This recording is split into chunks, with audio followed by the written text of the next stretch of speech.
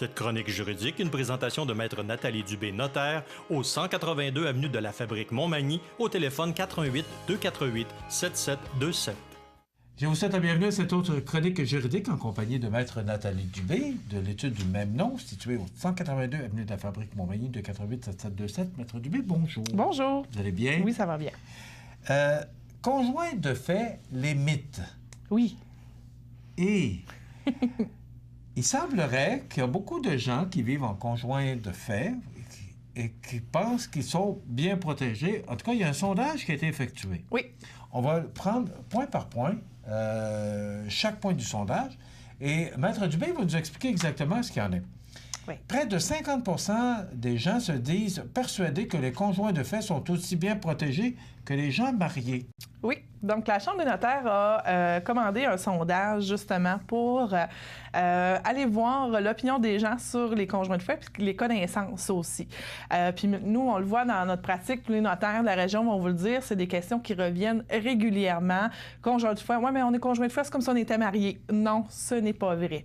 Donc, ce qui est mêlant, c'est qu'il faut différencier le fiscal du civil. Fiscal, rapport d'impôt, prestations du gouvernement et autres. Et civil, bien, c'est tous les contrats que l'on signe, les droits de propriété également. Donc, on a la moitié des gens en couple qui pensent qu'ils sont bien protégés en ayant plusieurs années de vie commune avec leur conjoint, comme s'ils étaient mariés, mais ce n'est pas le cas. Puis on va voir certains détails dans les chroniques qui vont suivre. 26 des gens qui vivent en union de fait ignorent que lorsque l'un d'eux ou l'un des deux conjoints décède, tous ces biens ne reviennent pas automatiquement au conjoint suivant. Oui, ça aussi, j'ai beaucoup de visages de stupéfaction lorsque j'explique, soit lorsque vous venez me voir pour faire vos testaments, ou suite à un décès, que là, j'explique la dévolution légale, parce qu'il y arrive encore des gens qui n'ont pas fait leur testament. Donc, le conjoint de fait n'est pas reconnu dans le Code civil du Québec.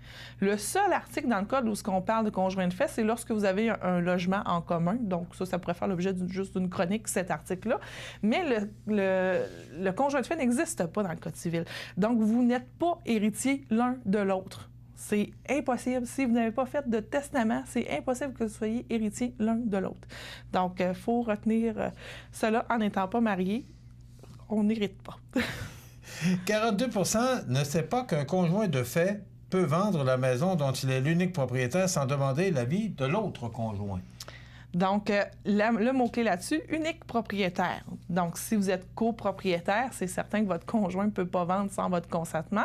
Mais si vous allez habiter chez votre chum ou chez votre blonde, c'est la seule propriétaire de la résidence ou le seul propriétaire de la résidence, il peut décider de vendre demain matin puis vous n'avez pas un mot à dire là-dessus. Même si vous avez investi de l'argent. Même si vous avez investi, même si vous payez la moitié du prêt hypothécaire avec cette personne-là, c'est la personne qui a le droit de propriété qui a le droit de vendre. Donc, conseil d'être copropriétaire, d'être propriétaire de ce que l'on paie. Donc, c'est ce que je dis à tous mes clients. Soyez propriétaire de ce que vous payez. 62 des gens qui vivent en union de fait ne savent pas qu'en cas de rupture entre deux conjoints de fait, tous les biens acquis pendant la vie commune ne seront pas nécessairement partagés à parts égales. Oui. Donc, quel nom est sur la facture? C'est comme la maison. Donc, vous allez chez le détaillant de meubles, le détaillant électronique, vous remeublez la maison, vous achetez le système de son, la télé, tout ça. Si tout est à mon nom, c'est à moi. Peu importe qui l'a payé. C'est sûr que civilement, on pourra reconnaître peut-être des recours, mais lorsqu'on regarde la facture, on est propriétaire de ce que l'on a acheté. Le propriétaire est celui qui est sur la facture. Donc, je m'en vais chez le détaillant de meubles et je remeuble la maison au complet, je mets la facture à mon nom, même si on est deux à payer, juridiquement, à la face de la loi, je suis la seule propriétaire des meubles, donc je les conserve. Donc, il peut toujours avoir une entente lors de la séparation pour vraiment diviser les biens, mais encore une fois, soyez propriétaire de ce que vous payez. Et en avoir la preuve, bien sûr. Plus de 58 des gens qui vivent en union de fait ignorent que le conjoint le plus pauvre n'a pas le droit à une pension alimentaire lors d'une séparation. Oui, donc conjoint de fait n'équivaut pas à conjoint marié. Donc, il faut enlever ce mythe-là. c'est pas parce que ça fait 1 an, 2 ans, même si on a eu un enfant ensemble, nous ne sommes pas considérés mariés. Donc, la pension alimentaire entre conjoints de fait n'existe pas. Donc, on se souvient de la saga Éric contre le Lola.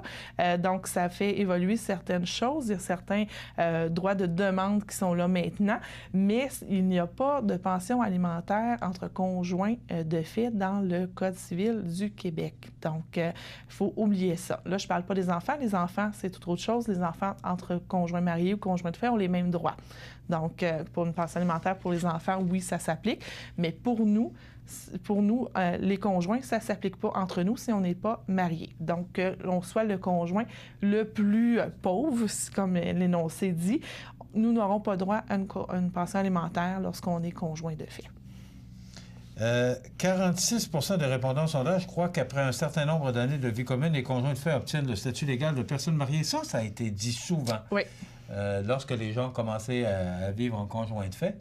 Après 1 an, c'est comme si on était mariés. Ouais. Au niveau de l'impôt, oui, peut-être.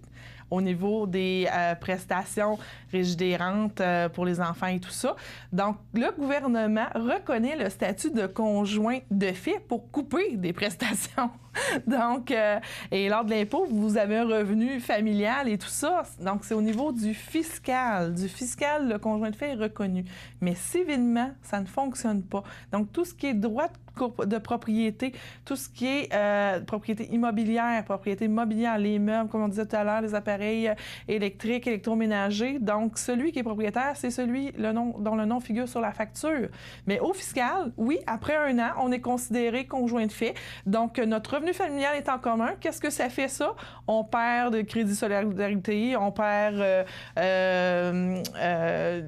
je me souviens pas tous les crédits, mais on perd certaines choses qui fait que lorsqu'on vit seul ou monoparental qui s'applique. Donc, au niveau fiscal, oui, on est reconnu. Le conjoint de fait est reconnu aussi certaines lois sociales aussi, donc la Régie des rentes. Donc, lorsque notre conjoint de fait décède, on a droit à la rente du conjoint survivant. Mais c'est des lois spécifiques, des lois fiscales qui ont une définition qui englobe le conjoint de fait. Mais le Code civil, le conjoint de fait, ça n'existe pas. On est considéré comme célibataire. C'est assez clair.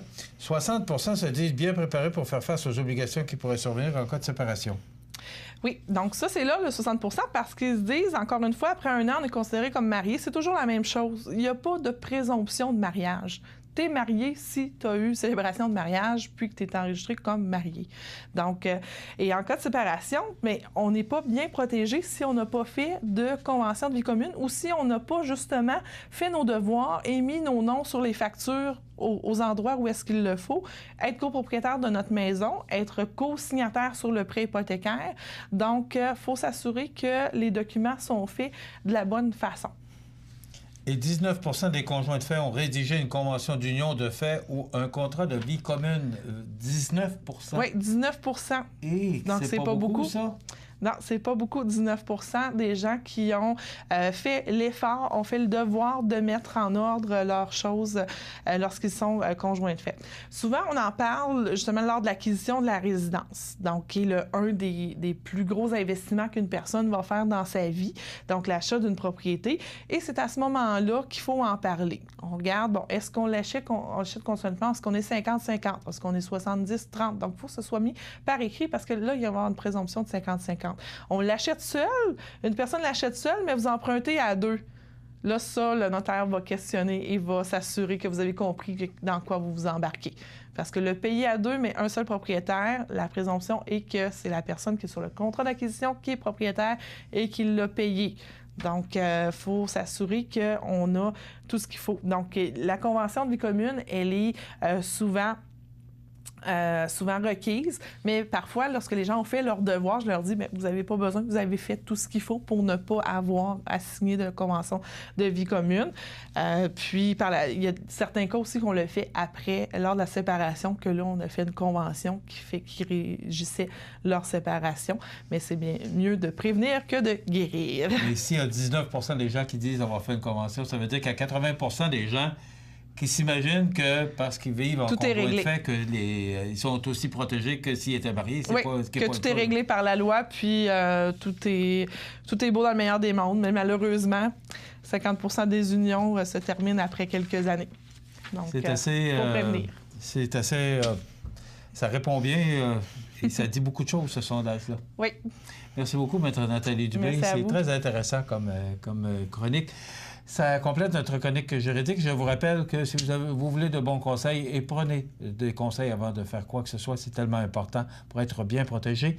182 avenue de la Fabrique Montmagny, Maître Nathalie Dubé, au 248-77-277. Ça complète pour aujourd'hui. On se retrouve dans 2 semaines. Oui.